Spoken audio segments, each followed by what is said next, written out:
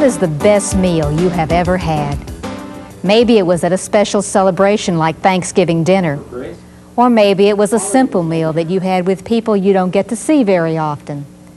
We like to celebrate special events with special meals.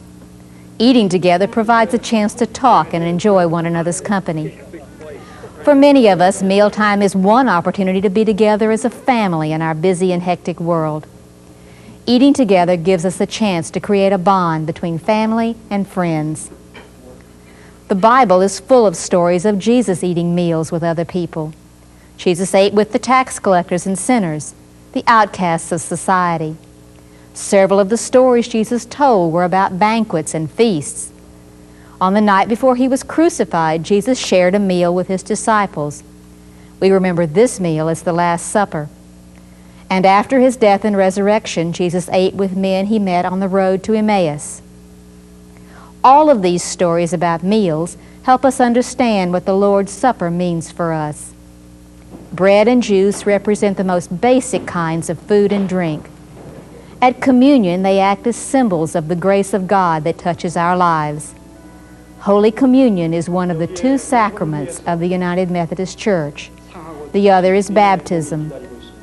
We describe a sacrament as an outward and visible sign of an inward and spiritual grace. This means that the bread and juice in communion and the water in baptism show us in a visible way what we experience and believe in our hearts. On the night before confronting death, Jesus took bread, gave thanks to you, broke the bread, and gave it to the disciples, saying, "Take and eat. This is my body, given for you. Do this in remembrance of me." Holy Communion is also sometimes called the Lord's Supper or Eucharist. Each of these names tells us something about the importance of this sacrament. The name Lord's Supper reminds us of the meal that Jesus shared with his disciples the night before he was crucified. We think of the importance of meals and our need for food. Just as we would physically starve for food, we would spiritually starve without the signs of God's grace that comes through the Lord's Supper. When we eat the bread and drink the cup, we celebrate the love that God has shown for us by sending us his only Son. The name Holy Communion tells us the importance of being together as a community. Communion is not something we do alone. It is a celebration in our church that helps us see that we are one body in Christ. Being one is symbolized by the one loaf and one cup that are shared among everyone, just like the sharing at a meal. The name Eucharist means thanksgiving. This reminds us that we should be joyful and thankful when we eat the bread and drink the cup. It is a celebration of God's love and grace. Even though the sacrament reminds us of Christ's suffering and death, we celebrate Christ's resurrection as we share the Eucharist. It is a symbol of hope and promise, even when everything seems impossible. Holy Communion, no matter which name is used in your church, is a very special sacrament that Jesus said we should take as often as we can as a remembrance of his death and resurrection. Jesus took the cup, gave thanks to you, and gave it also to the disciples, saying, "Drink of this, all of you. This is my blood of the new covenant, shed for you and for many, for the forgiveness of sins. Do this in remembrance of me."